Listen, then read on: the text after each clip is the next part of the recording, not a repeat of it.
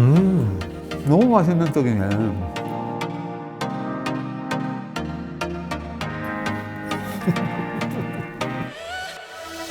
박세익과 식사합시다.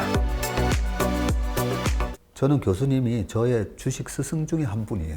좀 이상하죠? 뭔 말씀이세요? 교수님하고 1년 넘게 상담소를 하면서 엄청나게 큰 걸 깨달았어요. 그 대중심리 말고요. 그거는 그냥 뭐 제가 깨달음을 드린 게 아니라 제 이야기를 중에 일부를 이제 그게 하신 거지 제가 뭘 깨달음을 드린 거라. 교수님한테 제가 뭘 배웠는지 압니까? 주식 시장에 있어서 제일 중요한 단어 공감이란 단어를 제가 배웠어요. 네. 공감이란 단어를 많이 사용하긴 했지만 교수님이 해주신 공감은 빨리, 신뢰는 천천히. 네, 그 말씀에 책에도 써주셨더라고요. 네. 네, 영광스럽게. 와, 제가 그걸 보는 순간 이때까지 주식을 94년부터 하면서 내가 핵심을 모르고 주식을 했네? 그 정도 느낌을 받았어요. 그게 어느 정도 중요한 단어냐면요. 스티브 잡스가 불편한 걸 해소시킨 거잖아요. 옛날에는 다 기판이 있었는데 그렇죠. 불편하니까 이걸 어떻게 하면 좀 편하게 만들어 볼까? 또 사람 본능에 네. 편리한 걸 좋아하는 건 있는 건 분명한 것 같습니다. 왜냐하면 게으르니까. 하나라도 스텝을 줄이는 걸 좋아하는 건 분명히 있는 것 같아요. 그렇기 때문에 그동안의 혁신 제품, 그래서 애플이 요즘은 think different란 말을 안 쓰지만 네. 애플의 모토가 think different였잖아요. 네. 근데 뭘 다르게 생각하라는 거야? 어떻게 하면 좀 편리하게 만들 수 있는지 생각해 보라는 거죠. 어떻게 하면 더 멋있게. 왜냐면 우리가 멋진 사람 좋아하고 이쁜 사람 네. 좋아하듯이 그런 식으로 접근을 하는 게 내가 좋아서가 아니라 소비자들이 그런 걸 좋아하니까 네. 그 공감에서 시작했다라고 봐지거든요. 그렇게 보니까 어떤 기업이 뭔가 신제품을 냈어요. 신제품을 냈는데 이게 과연 매출로 이어지고 이익으로 이어질까? 그 부분에 있어서 판단을 하는 거는 제가 소비자가 돼서. 근데 소비자도 이런 사람들 있잖아요. 뭐 맥주 무슨 알레 이런 맥주 나오고 소주도 뭐 이런 과일 소주, 과일 맛 소주. 근데 주당들은 그런 과일 맛 소주 싫어하시더만요. 주당이 하나죠. 이제 과일 맛 소주 이런 게 나왔을 때 저희가 회의를 했었거든요. 네. 근데 주당들은 별로다라고 얘기하는데 어떤 애는 좀 맛있던데요. 맛있어 하는 분들 있죠. 네. 저는 맛있던데요. 근데 결국은 이제 대중적인 호응은 우리 10명 중에 결국은 딱 그 비율대로 됐어요. 그 한 명만 좋아했고 나머지 9명은 안 좋아하더라고요. 네. 지금 이제 그 과일맛 소주가 팔리는 비중도 딱 그렇거든요. 별로 안 돼요. 그렇죠. 네. 그런 것처럼 우리가 투자를 할 때도 스마트폰이 나왔을 때 완전히 엄청난 열광이었었잖아요. 지금 전기차 같은 것도 전기차라기보다는 자율주행을 좋아하는 거죠.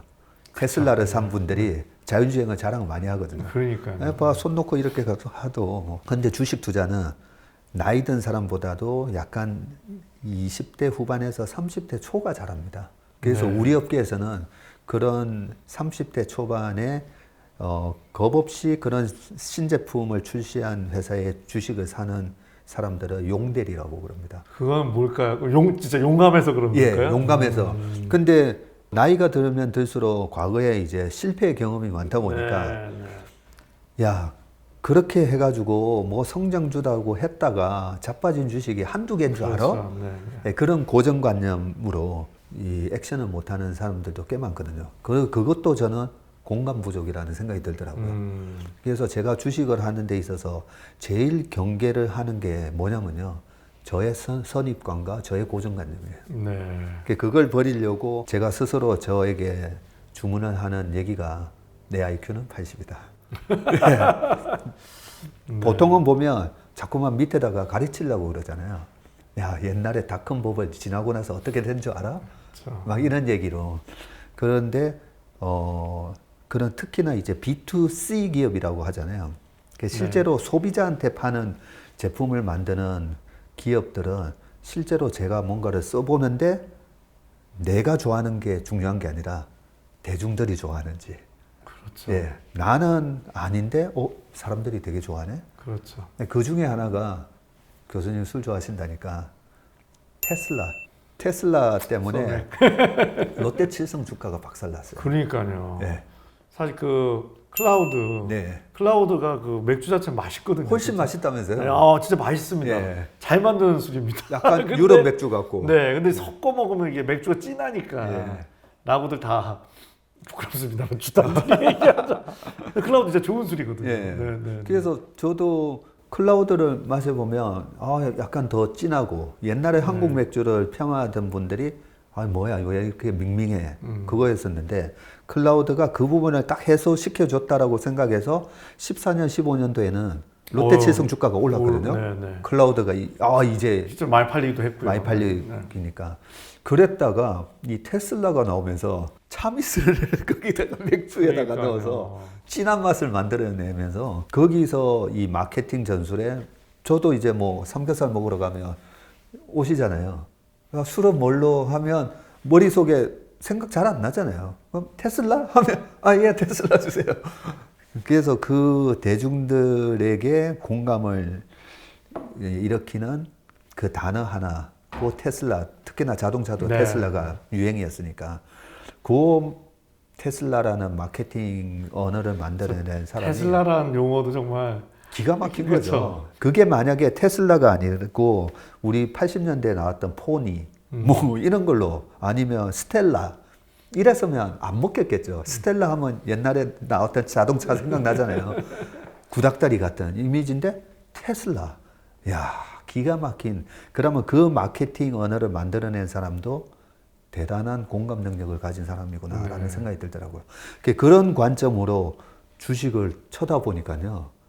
너무나 이제 그 경기 소비재, 소위 말하는 그런 경기 소비재에 사람들이 어떻게 반응하는지에 대한 그 공감의 포인트를 보게 되더라고요.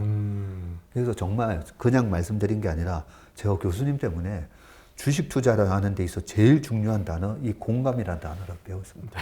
공감. 아니 좀 고맙습니다. 뭐 제가 뭐 그런 뭐 그런 심오한 주식 투자 심리 갖고 얘기한 건 아니지만 제가 운이 좋았네요. 이제 운 좋게 걸려서 전무님이 좋게 봐주셔서 오늘 이 자리도 갖췄습니다. 그래서 주식 투자를 네. 해서 안 되는 사람이 공감 능력이 부족한 사람이다 저는 생각하거든요. 근데 우리가 무슨 판사가 되는 시험 그런 사법고시 준비하려면 진짜 공부만 하면 되잖아요. 공부만 하면 되는데 주식도 그렇게 펀더멘탈 분석, 재무제표 분석만 하면 주식으로 돈을 잘 벌 수 있을 것 같지만 아까 말씀드렸듯이 90%는 심리인데 이 심리의 또 제일 중요한 90%의 단어는 공감이라는 부분이거든요. 그래서 저도 이제 재작년부터 유튜브 보고 한 1000명 찾아오신 것 같아요. 네, 상담 받으시죠. 네. 어떨 때는 뭐 1시간 반, 2시간도 얘기하고 그렇게 하다 보니까 이 대중들이 어떤 스타일에 어떤 생각과 심리로 주식 투자를 하는지 알겠는데 그 중에서 많은 분들이 아직까지도 좀 착각하고 계신 게 주식의 어떤 기술, 그는 테크닉과 어떤 정보 그게 도대체 뭔지에 대해서 공부를 많이 하시거든요. 근데 사실은 그게 중요한 게 아니라 공감 능력이라는 거죠. 우리 윤지호 센터장이 최근에 되게 잘 맞췄어요. 네, 재작년 12월 달에 약간 거품 영역으로 갈 때부터 조심해 라고 하고 어젠가에부터 이제는 사도 돼. 대중하고 공감하는 분이에요. 그러다 보니까 시장이 과열이 되고 공부를 많이 안 하고 그냥 분위기에 주식하면 돈 벌어? 내가 사는 주식의 미래 성장 가치가 뭐 어떻는지도 모르고 그냥 사는 거죠. 그런 사람들이 많아지면 주식은 반드시 빠지게 돼 있거든요. 왜냐하면 그게 거품이거든요. 거품이라서 반드시 빠지게 돼 있고 최근에는 어떻습니까? 주식 해야 돼. 지금 이런 분위기에서 주식이 너무 좋아라고 얘기하는 사람이 한 명도 없어요. 또 없죠. 거의 그냥 이제 방송에 나오는 분들은 다 왜 여기서 시장이 이제 더 빠져야 되는지 그런 비관론자들이 많이 나오게 되죠. 그렇게 근데 이제 그 방송국에서는 지금 이럴 때 아주 강세론자를 내보내면 시청자들이 공감을 안 할 거다 생각해서 비관론자를 자꾸만 이제 방송에 불러내기도 한데 그게 어쩔 수 없는 거죠. 다른 각도에서 보면은 뭐 떨어질 때 사고 꺾이기 전에 팔라 뭐 이런 얘기 이제 저도 못하지만 저 하는데 또 주식이 언제 또 이렇게 떨어지는 건 너무 이제 막 주식하시는 분들 가슴 아프지만 또 이번에도 보면 그러니까 또 뭐 투자하시는 분들 입장에서 보면 또 주식이랑 어느 날 기회로 오면 또 기회가 이게 또 훅 오는구나 또 이런 거를 그런 생각까지는 저도 이제 전무님한 오래 뵙고 하니까 드디어 이제 그런 생각까지는 하게 됐는데 생각만 하고 뭐 사진 않고 사진 않으셨다 했잖아요. 네. 그 부분에 있어서도 약간 이제 교수님이 마음을 다스리는, 마음을 치유하시는 분이니까 제가 어설프게나마 그쪽 세계로 좀 말씀을 드리면 제가 롬멜 장군을 되게 좋아하거든요. 사막의 여우 롬멜 장군. 롬멜. 저도 좋아합니다. 영화도 많이 봤고요. 그렇죠. 2차 세계대전에서 영국의 처칠 수상이 오죽하면 의회에서 저쪽 편에는 위대한 장수가 있다. 롬멜이라는 장수 때문에 우리가 좀 힘들다라고 얘기할 정도로 어떻게 저 사람은 2만 명으로 10만 명의 부대를 이기지? 그래서 제가 이 사람은 심리에 되게 능한 사람이구나. 그게 제가 내린 결론입니다. 교수님은 이제 제 얘기 듣고 한번 판단해 주시면 되는데 무섭잖아요. 우리가 주식을 사는 것도 내가 여기 샀다가 물려서 손해날까 봐 무서워서 액션을 못 하시는 거잖아요. 그쵸. 그러면 전쟁에 나가면 오죽 무섭겠습니까? 그죠? 죽을 수도 있는데. 뭐 실제 생존이니까. 그래서 제가 보니까 롬멜 장군이 그 심리를 기가 막히게 알고 딱 대치되어 있는 상황에서 영국군이 10만 명이고 이쪽이 2만인데 어쨌든 전투가 벌어지면 다들 무서우니까 그런 상황에서 롬멜 장군은 선제 공격을 거의 다 했었어요. 그렇게 두려운 상황에서 빵 치고 들어가면 놀라는 거죠. 그래서 우리가 옛날에 그런 얘기도 있었잖아요. 동네 싸움에서는 선빵 때리는 놈이 50% 먹고 들어간다. 무서운데 공격이 최선의 방어다라는 말이 롬멜 장군이 이제 했던 얘기더라고요. 저 사람은 심리를 아는구나. 그러면 주식도 똑같거든요. 데이 트레이딩, 하루짜리 단타치기 하는 데이 트레이드부터 시작해가지고 장기적인 투자를 할 때 내가 지금 이제는 화장품이 도나? 아니면 리오프닝 관련주니까 뭐 제주항공 같은 게 돌아서나? 근데 무섭죠. 코로나가 아직까지 또 뭐 방역이 어떻게 될지. 근데 분명히 코로나는 방역 지침이 풀리고 있었잖아요. 그렇죠. 풀리고는 있었는데 들어가려다 보니까 저번에도 그러다가 델타 변이 나왔었고 또 이제 꺾였나 싶었더니 오미크론 나오면서 또 한 번 무너지고 그 두려움에 못 지르거든요. 근데 누군가가 확 질러버리잖아요. 올라가면 막 쫓아와서 또 오게 되는 게 이제 대중의 심리인데 펀드 매니저 하다가 지금도 이제 운용사를 가지고 계시는 분이 계신데 그분이 이제 진정한 한국의 워런 버핏 같은 분이 계시거든요. 장모 회장님이라고 계세요. 그분도 주식을 살 때는요 무섭게 사요. 그냥 이제 금액이 크시다 보니까 기본적으로 한 10년 전에 한 30억씩 사시는데 30억을 살 때요. 그냥 쳐올리면서 확 사버려요. 그러면 우리가 이래 뭔가 이거 회사 좋은 줄 아니까 막 살까 말까 이러고 있었잖아요. 이러고 있는데 누군가 확 쳐올리면서 사버려요. 그러면 에이 하면서 막 이제 쫓아사게 되는데 그런 분 같은 경우에도 보면 내가 사면서 물리면 어떡하나? 그 마음을 다 극복하고 그런 분들이 왜 그럴 수가 있냐라고 보면 결국은 그 기업의 가치가 지금 싸게 산다라는 거 알고 있으니까 그런 용기가 생기겠죠. 그렇지만 제가 이렇게 보니까 성공하는 사람과 성공 못하는 사람 그게 이제 성공하는 사람이 10%고 성공하지 못한 분들이 90%라면 그 차이는 뭘까? 성공의 99%는 액션이다 하는 것처럼 결국은 액션은 하나 차이더라고요. 뭘 해야 결과물이 나오니까 뭘 해야. 조그만 주식 좋아하는 사람들은 큰 주식 얘기하면 잘 안 사죠. 에이 그거 사가지고 얼마 먹으려고. 그러니까. 그래서 제가 저희 직원들한테도 조그만 주식을 하고 싶은 유혹이 생기거든요. 왜냐하면 변동성이 크니까. 근데 제가 저희 직원들한테 하는 얘기가 부자 마인드로 투자를 하라고 얘기합니다. 음. 그 부자 마인드가 뭐냐면 부자들은 절대 사서 크게 손해 날 수가 있고 위험이 많은 주식이나 부동산이나 그런 건 안 한다. 내가 믿을 수 있는 그런 우량 자산으로 투자를 하지. 그리고 거기에서 발생하는 변동성은 얼마든지 버틴다. 하지만 내가 투자하는 자산이 어떤 자산인지 우량 자산인지 내가 잘 모르는 무슨 주식인지 그거는 되게 따진다. 전무님이 해주신 말씀 기억납니다. 그러니까 부자가 아니어도 쉽진 않지만 부자 마음으로 투자해야 된다 이런 말씀 많이 주셨잖아요. 맞아요. 상담소에서. 네, 되게 다들 또 많이 얘기하시는 게 그거잖아요. 파는 게 너무 어렵다고. 그렇죠. 네, 그래서 저희 매니저들 보고도 파는 게 어렵지. 왜냐하면 그 가난한 마음으로는 한 번에 많이 벌고 싶잖아요. 그러니까 많이 먹었는데도 조금만 더. 네, 80%, 100% 먹었는데도 조금만 더. 그러면 분명히 거품 영역으로 들어갔음에도 불구하고 거품 영역으로 들어갔다는 말은 대중들이 좋아하면서 쏠리니까 거품이 생기는 거거든요. 그 분위기에 못 자르고 조금만 더 벌까 하다가 다 토해내거든요.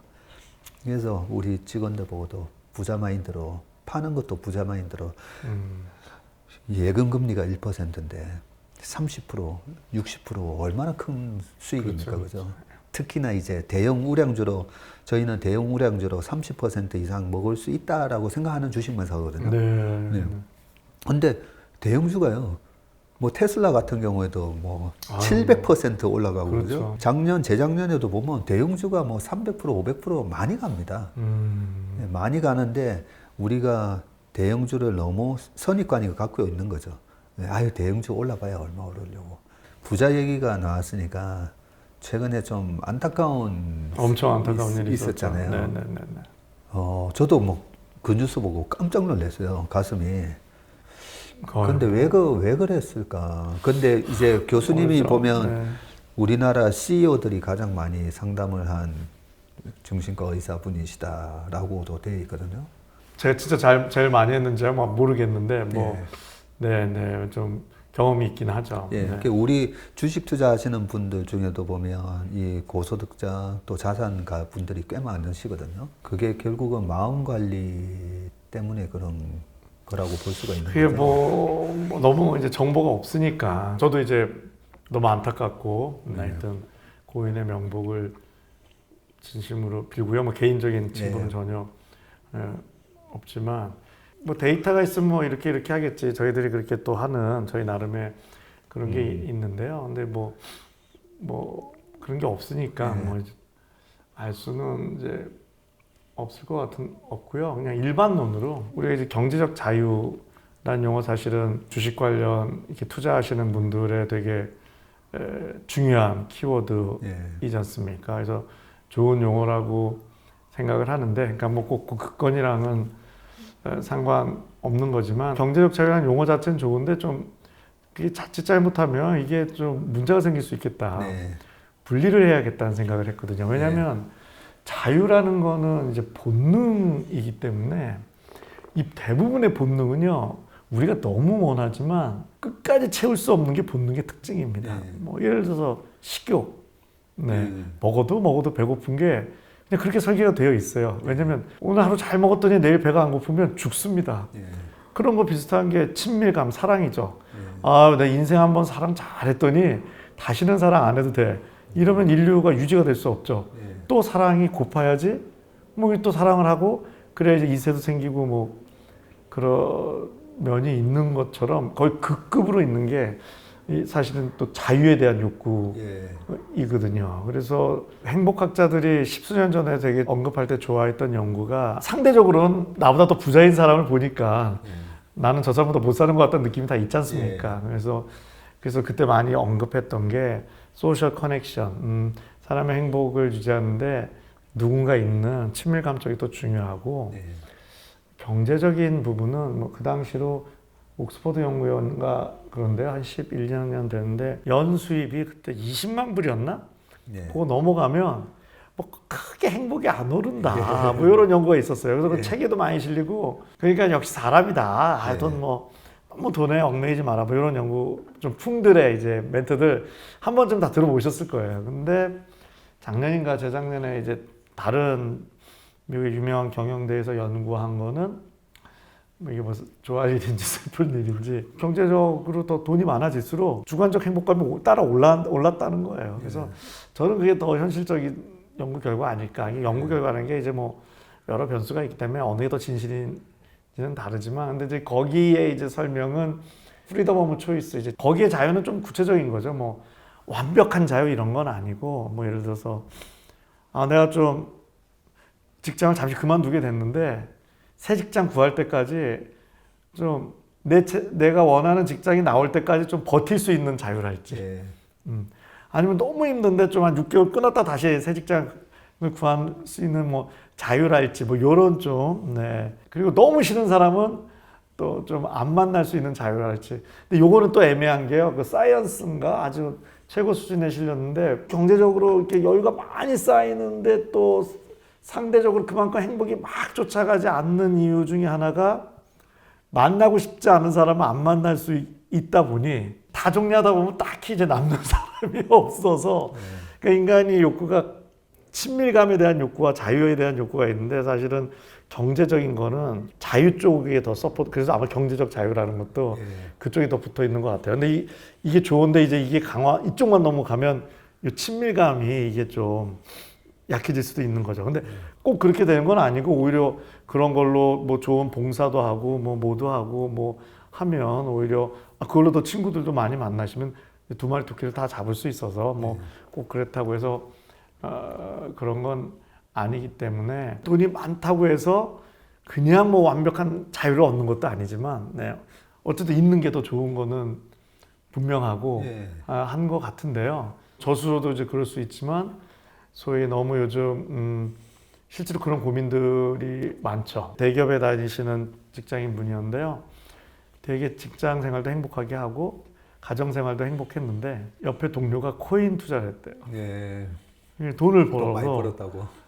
차 사고 가전제품 다 바꾼 걸 보니 갑자기 자기가 불행하게 느껴진다. 상대적 박탈감. 돈을 버는 데도 심리가 중요하지만, 투자에도 내 마음을 잘 지키는데도 전 돈은 솔직히 굉장히 중요하다고 생각합니다. 많으면 좋죠, 뭐 솔직히. 내 마음을 행복하게 하는데도 그렇긴 하지만 동시에 좀 내 마음 관리를, 때론 그 돈이 나한테 독이 될 수도 있고, 네. 사랑도 잘못하다 보면 뭐 음식도 맛있지만 많이 먹으면 뭐 비만 되면 나쁜 것처럼 균형이 필요하지, 그 자체가 이제 나쁜 건 아닌데, 투자, 경제적 자유, 제가 가끔 그런 사연들 우리 같이 보지 않습니까? 내 목표로 하는 그런 어떤 경제적 이런 걸 이룰 때까지 나는 자유롭지도 못하고 행복하지도 않아. 좀 이런 쪽으로 가다 보면은 계속 나는 더 열심히 살고 있고 최선을 다하고 있는데, 경제적으로 상당히 성취를 해도 나도 모르게 마음이 불안하게 되어버릴 수가 있거든요. 그러니까 사실은 오늘 내가 작은 거에도 기쁨을 느낄 수 있는 마음을 갖는 거는 갖는 거고, 더 성취하는 건 더 성취하는 거고. 그래서 요즘 그 리더를 위한 마음 관리 이런 쪽 비즈니스 심리 쪽에서도, 옛날에는 약간 양자택일로 소탈한 감성을 가지면 성공 못한다가 대세였는데, 요즘 전혀 아니고요. 듀얼 목표를 가져야 한다고 합니다. 뭐 투자든 비즈니스든 성취는 높이 잡으라는 거죠. 그게 뭐 실적이든 퍼포먼스든. 하지만 동시에 이 시스템이 다른 거기 때문에, 전무님이랑 여기서 쌍화차 하나 먹으면서 또 행복을 느끼는 이런 소소한 거를 지키는 이 훈련은 동시에 가져가야 가능하다는 거죠. 근데 이게 작동이 돼줘야 긍정성이 유지되고, 투자를 잘하려면 디시전을 잘해야 되는데, 긍정성이나 이런 게 없으면 두려움이나 이런 걸 또 막아낼 수가 없으니까 디시전도 나빠지고, 뭐 이래서 이게 다 맞물려 돌아간다는 거여서, 요즘은 이런 얘기도 있죠. 리더분들이 많이 하는 게, 퍼포먼스와 직원을 위로하고 감싸주는 것 중에 어떤 걸 선택해야 되느냐, 리더십에서 얘기 나올 때, 요즘 이제 리더십에서는 둘 다 해야 되는 거고, 두 개가 틀린 게 아니라는 거거든요. 왜냐면 안아줘야 퍼포먼스가 난다는 거죠. 근데 이제 하나 알아야 될 게, 그만큼 리더가 이제 어려워졌다는 거고, 그다음에 회사가 하나 알아야 될 게, 그러니까 리더가 퍼포먼스 얘기하는 게 아니라 힘든 얘기 들어주는 것도 리더의 업무니까 업무 시간에 반영을 해줘야 된다 이런 식으로 좀 바뀌곤 있지만 이제 좀 그런 균형이랄까 그냥 열심히 산다 더 성취한다 쪽으로만 하고 좀 내 마음을 그런 작은 그래도 행복하는 것 쪽을 잘 안 하다 보면은 되게 공허나 외로움 이런 게 찾아올 수 있죠. 뭐 내 주식 가치가 막 1조, 10조, 막 20조 가는데 이건 CEO분한테 직접 들은 건데 뭐 저는 그런 경험을 못 해봤는데 그렇게 내가 하는 거에 비해 대단하다 생각하지만 사회에서의 이렇게 반응이 와 이번에 20조 됐어? 이번에 30조 됐어? 뭐 이렇게 찾아오는 건 아니잖아요. 사실 또 그만큼 또 사회적 책임도 원하고 자칫 잘못하면 욕 더 먹고 그런 밸런스가 뭐 개인 차원에서도 또 사업을 하시고 또 리더십은 또 그런 차원에서도 필요하지 않지 않나 싶습니다. 저의 이제 건강을 위한 저의 노력은 주로 이제 뭐 술이나 이제 먹는 건 마음대로 먹고요. 운동을 많이 하는 걸로 주로 버텨 왔는데요. 아, 운동 뭐 많이 사이클이나 하세요? 네네. 아, 예. 뭐 많이 해봤자 모르겠는데 그래서 그게 어느 정도 됐는데 저도 뭐 외람된 말씀이지만 이제 나이가 이제 좀 있고 하니까 올해 건강 검진을 했는데 뭐 고지혈증 나오고 수치가 별로더라고요. 그래서 열받는데 왜 이렇게 내가 열심히 그래도 운동은 나름대로 그래도 뭐 했는데 왜 그럴까 뭐 이러던 차에 저희 쪽에 최고학술지에 실린 몇 개의 논문이 이게 약간 비슷한 거죠. 상식과 다르더라고요. 전쟁이 나면 주식값은 떨어진다는 것처럼 안 작동되는 거 비슷한 게 많더라고요. 그러니까 우리 몸이란 요 작은 하나의 시스템을 봐도 우리가 이제 상식적으로 생각하는 거는 똑같이 먹고 매일 운동을 하면 똑같이 운동하면 살이 빠져야 될 거 아니에요. 매일 운동하는 것도 어려운 일이지만 안 빠질 수 있다는 거예요. 심지어는 몸무게가 늘 수도 있다는 거예요. 물론 이제 한 가지 논문을 갖고 그러니까 이게 진실이다 제가 말씀드린 건 아닌데 그래도 꽤 정교한 연구인데 우리의 일상적인 어떤 단순한 그 논리 공식과는 다른 측면이 있다는 거죠. 아직도 아프리카 탄자니아 쪽에는 수렵과 채집으로 생존을 하시는 부족이 있어요. 그러니까 사냥하고 아니면 뭐 이렇게 음식들 모으고. 그러니까 운동량이 엄청나겠죠. 그래서 거의 남성들이 하루 평균 14km를 걷는데요. 그게 보통 2만 보 가까이 걸으시네요. 보통 우리 같은 뭐 도시에 사는 사람들은 일주일에 그렇게 안 걸을 가능성도 많은데 그래서 유럽이랑 미국이랑 이제 뭐 이쪽은 일본을 좀 비교해서 이제 그 연구자가 연구를 했으면 당연히 대사량이 탄자니아에 있는 그 부족분들이 대사량이 높아야 될 거 아니에요. 운동량이 그렇게 어마어마한데 차이가 없는 거예요. 이상한 거예요. 이상한 거예요. 주식으로 치면은 위기 상황인데 주식 가격이 안 떨어지는 거랑 비슷한 일이 이게 있는 거죠. 이건 무슨 일이래? 또 최근에 어떤 연구를 했냐면 마라톤을 계속 뛰게 했습니다. 그러면은 에너지 대사량이 뭐 오르진 않더라도 유지돼야지 살이 빠질 텐데 오히려 에너지 대사량이 떨어진다는 거예요. 그래서 이거를 가설이지만 설명을 하냐면 우리 몸이라는 게 이제 오래전에 만들어졌기 때문에 먹을 거가 굉장히 없던 시절에 세팅이 되어 있잖아요. 그래서 우리 몸은 살을 빼는 것보다는 에너지를 유지하는 게 하이어라키의 우선순위에 훨씬 위라는 거예요. 그래서 특히 그 이유가 뭐냐면은 뇌의 기능을 유지하기 위해서. 뇌라는 게 여기 조그맣지만 에너지 소모량이 엄청나거든요. 그래서 요 한번 심장이 쾅 짜면 20에서 25%의 피가 뇌로 가는 걸로 되어 있거든요. 우리가 막 너무 열심히 운동을 해서 이 짜증나는 내장 지방을 없애버린다면 우리 이 컨트롤 타워 입장에서는 큰일인 거예요. 공포가 다가오는 거죠. 패닉이 오는 거죠. 주식시장으로 하면 뭐 기업의 펀더멘탈이 없어지고 경제의 펀더멘탈이 없어지고 언제 다 망할지 모른다는 식의 시그널이 생기는 거죠. 왜냐하면 제일 중요한 게 뇌인데 왜 뇌가 제일 중요하냐면요. 뇌가 살아있어야 소통과 함께 뭘 할 수 있다는 거예요. 뇌 기능이 유지돼야 우리가 지치면 아무도 만나고 싶지 않고 좀 그렇잖아요. 그래서 소위 소셜 커넥션과 커뮤니케이션을 위해서 뇌를 작동시켜야 되기 때문에 이 에너지를 비축해야 돼 갖고 근데 현대인들은 이제 상대적으로 먹을 게 많으니까 이 내장 지방이 지금 건강을 해치는 게 많아서 운동 좀 해서 빼려고 하는데 아직 그 사실을 깨닫지 못하고 있어서 그래서 운동을 많이 하면 얘가 에너지를 떨어뜨리려고 하는 거니까 다른 에너지 소모하는 거를 줄인대요. 뭐 대표적인 게 스트레스 반응을 줄인대요. 내지는 염증 반응을 줄인대요. 그래서 그 논문에 실제로 그렇다는 건 아니지만 되게 웃긴 얘기인데 차라리 우리가 그 포테이토 카우치라고 그러죠. 옛날에 되게 나쁜 걸로 얘기했습니다. 이렇게 주말에 운동도 안 하고 카우치에 앉아서 포테이토 칩 먹으면 그거는 이제 나쁜 건강 행동에 오래 못 산다 이런 거였는데 그게 더 에너지 소모량이 많을 수 있다라는 약간 뭐 실제 그렇다는 건 아니지만 약간 우스개로 그렇다는 거죠. 그래서 체중 조절만 생각하면은 덜 먹어야지. 근데 운동은 이제 다른 형태로 이제 건강에 도움 많이 되죠. 사실 다 아는 것 같지만 운동이 왜 건강에 도움되는지 건강에 도움되는 건 분명한데요. 마음과 그 몸에 왜 도움되는지는 아직 정확히 잘 모릅니다. 가설 여러 가설들만 있고 재밌죠. 의외로 운동이 건강에 왜 도움이 되는지 아직까지도 건강엔 도움이 되는데 그 기전에 대해서는 아직 정확히 몰라요. 그러니까 특히 이번에 이런 연구가 있고 하니까 오히려 항스트레스 효과. 그러니까 운동이 뭐 살 빼고 이런 것도 있지만 운동하고 나면 기분 좋아지고 뭐 이런 항스트레스 효과가 오히려 더 주요한 거 아니냐. 그 제프 베이조스도 보면 아침에 그냥 오전에 다 일을 다 끝낸다고 하거든요. 그리고 저도 마찬가지인 게 우리가 아침에 이제 그래도 밤에 잠을 잤으니까 뇌가 그러면 약간 휴식을 취해서 약간 맑은 정신 그게 맞는 거죠. 맑은 잠을 잤기 때문에. 그거는 뭐 스타일마다 다른데 저도 중요한 결정은 좀 아침에 내리는 편이고요. 사람마다 다르고 이게 뭐 정설이 있을 수는 없는데 좀 밤이 사람이 좀 더 감성적으로 변한다.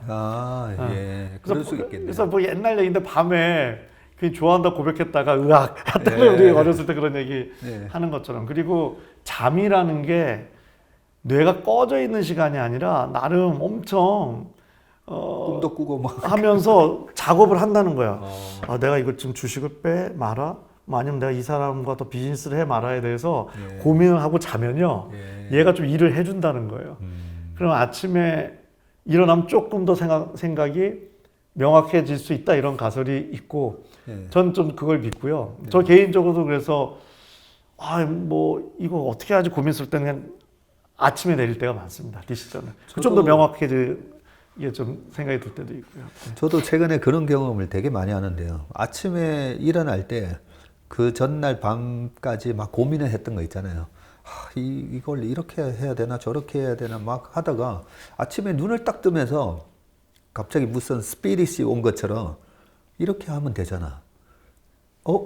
맞네? 이렇게 하면 되네? 그런 경우가 꽤 많았었거든요. 주식도 그거는 벌써 몇십 년 동안 하면서 느낀 건데요. 아침에 맑은 정신으로 이제 회사를 가면서 오늘은 매매를 이렇게 해야지 하고 가면 그게 맞는데 우리가 시험 보다가 첫 번째 답을 나중에 시험 답 보고 다시 한번 보다가 이거 1번이 아니고 4번인가 하고 고쳐보면 1번인 경우가 많았잖아요. 그런 것처럼 오후에 시장을 보면서 내 감정이 막 휘둘리면서 또 이제 점심 먹고 와서 아무래도 좀 여러 가지 또 노곤한 감도 있고 그런 상황에서 오후에 내린 결정은 오히려 후회하는 경우가 많더라고요. 그래서 웬만하면 아침에 이제 결정을 하려고 하거든요. 그래서 제가 진짜 이거는 제가 뭐 주린이니까 저 되게 재밌는 경험을 한 게 그런 측면에서 이게 미국 지식이 밤에 여니까 제가 밤에 간이 부어갖고요. 이게 아침에 일어나 봤더니 뭐 전문가분들이 얼마든지 살 수 있는 좋은 지수 그건데 제가 뭐 TQQQ 이런 걸 사놨더라고요. 아침에 일어나서 봤더니 3배짜리를 사셨어요? 그래서 정신 차려서 다시 팔고 했는데 제가 밤에 다른 사람으로 바뀌어 있더라고요. 아니 교수님 TQQ를 하셨다고요? 그러니까 막 합리적 이런 게 아니었고요. 또 어디서 주소는 들었는데 밤에 제가 다른 사람을 바뀐 거죠. 많이는 안 샀는데 그리고 이제 잠들었는데 아침에 저 같은 그 소심한 애가 막 불안한 거예요. 근데 빨리 밤이 돼서 팔아야지. 그래서 팔았습니다. 아니 교수님 아니 근데 교수님이 보면 락밴드 하시고 안 됩니다, 저도. 보면 은근히 제가 보니까 약간 공격적인 성향이 있으세요. 그죠? 그래서 그 성격 스타일에 따른 네. 그 뭐 이런 것들 제가 네. 해외 그 심리 잡지 보니까요. 네. 저는 딱 이 전무님처럼 네. 전문가한테 네. 다 맡기고 네. 그냥 하는 게 안 날려 먹는 형으로 나오더라고요. 이게 보니까. TQQ를 말씀을 잘해 주셨어요. 왜냐하면 그래요? 네. 우리 뭐 동학개미, 서학개미 많은 분들이 이제 주식시장에 오셨고 아까 말씀하셨던 경제적 자유 얻으려고 그죠? 네, 네. 경제적 자유 제가 그 얘기도 많이 하잖아요. 네, 네. 그 돈 벌어서 뭐 할 건데 경제적 말이 고상해서 그렇지 돈 벌려고 하는 거잖아요. 그럼요. 네. 네, 네, 네. 근데 뭐 어느 정도 내가 돈 걱정 안 해도 될 정도로 버는 게 경제적 자유잖아요. 그렇죠. 네. 그러면 돈 걱정 안 해도 될 정도로 벌어서 뭐 할 건데? 라고 물어보면 다들 뭐하지? 이런 생각 하세요. 근데 결국은 돈 벌어가지고 내가 하고 싶은 거 하고 싶은 거잖아요. 늙어서 70세, 80대까지 내가 하고 싶은 거 못하고 지금처럼 계속 아침에 출근해서 저녁 때까지 이 생활 안 하려고 돈 버는 거잖아요. 그런데 그런 경제적 자유를 얻으려고 주식 투자를 하시면서 TQQ 같은 거 3배짜리 하셔가지고 스트레스 이빠이 받으시면서 그리고 TQQ는요 한마디로 말씀드리면 3배짜리는요 교수님 보세요 10,000원짜리가 30% 빠졌어요. 그러면 TQQ 3배 빠지는 거죠. 그렇죠. 네, 네. 마이너스 90% 되면서 10대잖아요. 그리고 다시 지수가 회복을 했어요. 그러면 70에서 100을 갔으니까 그러면 또 70에서 100 갔으니까 4, 28 해가지고 40, 한 2% 올랐어요. 근데 TQQ는 100에서 이제 10 됐거든요. 10에서 42% 곱하기 3 해봐야 3, 40, 120% 해가지고 12, 20, 뭐 4 이렇게밖에 안 돼요. 회복이 안 돼요. 레버리지도 똑같아요. 그렇죠. 레버리지도 40% 빠지면 레버리지는 80% 마이너스잖아요. 베이스가 작아져 가지고 다시 지수는 회복을 해도 베이스가 작아서 곱하기 2로 올라도 못 올라요. 그래서 레버리지도 보시면 왔다 갔다 하다가 지수가 훌러덩 회복을 했는데 레버리지는 전고점 회복 못하고 막 이래요. 3배짜리는 더해요. 그러니까 확률적으로 지는 싸움을 들어가신 거예요. 네. 재미로 그냥. 네, 뭐 많이는 안 넣어. 그냥 한번 왜 그랬나 모르겠어요. 그러니까 밤에는 뭘 하면 안 돼. 저는 특히 그런 차원에서. 이 방송을 보시는 분들 오늘 우리가 이제 마음 관리, 주식 투자를 하는 데 있어서 마음 관리 부분에 대해서 이제 교수님하고 이런저런 얘기를 나눴었는데 그렇게 행복하려고 투자를 하는 건데 내 자신이 나 스스로 이제 이렇게 불행하게끔 만드는 그런 투자 행태가 있다는 거죠. 그런 부분에 있어서 TQQ는 굉장히 잘 말씀해 주신 것 같아요. 딱 들어가는 순간 마음이 엄청 졸이고요. 저는 이제 파생을 했었잖아요. 파생을 해가지고 옛날에 그냥 1년 반치 연봉을 딱 3개월 만에 달렸었거든요. 파생을 하는 순간, 우리 파생하는 사람끼리 하는 얘기가 영혼을 파는 매매라고요. 예, 여기에 완전히 모든 게 정신이 쏠려가지고. 그렇죠. 그 불안이 내 영혼을 진짜 갉아먹는다 뭐 이런 느낌이 드시는 거겠죠. 네, 레버리지가 크다 보니까 터졌을 때 스트레스도 너무 크고요. 그리고 먹었다고 잘랐는데도 올라갔을 때 큰 이익을 못 받네 하면서 또 자책하게 되고 예, 그렇기 때문에 투자에 있어서도 내 마음을 행복하게 하는 그런 매매가 있는데 레버리지, TQQ는 하지 마시고. 이거 절대 안 합니다. 제가 레버리지를 해야 될 때는 제가 가르쳐 드릴게요. 재밌네. 저번에 코로나 시키는 대로 하려고요.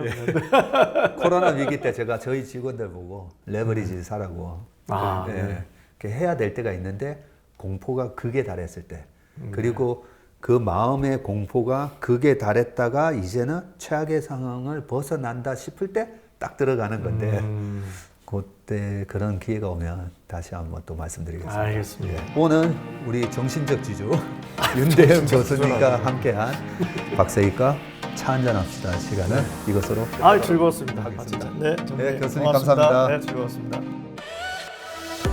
박사이과 식사합시다.